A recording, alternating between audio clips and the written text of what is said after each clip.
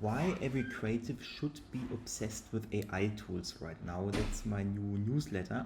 And the thing is, if you're a creative professional and you work with computers, you really have to get familiar with AI.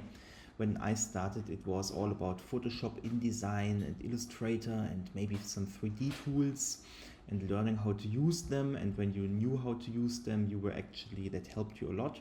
And I think nowadays I think Photoshop became pretty shitty, and InDesign is really horrible to use. I think AI tools are the future, and there are so many like ChatGPT, MidJourney, and Stable Diffusion, and we need to know how they function and how to use them. I mean, when I was a student, I also learned how a printer works, so I think you really need to understand the basics of how an AI tool works.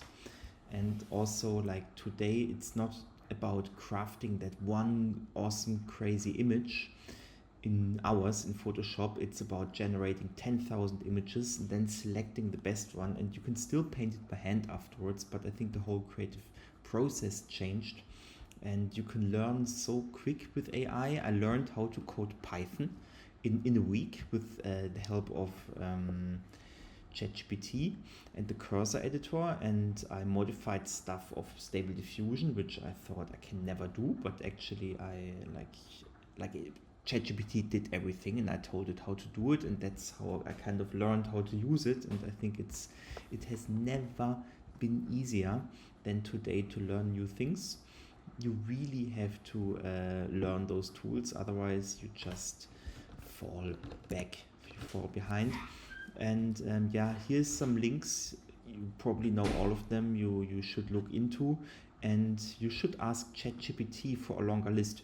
That's important because this is just a super basic list, and you need to understand how those AI tools function.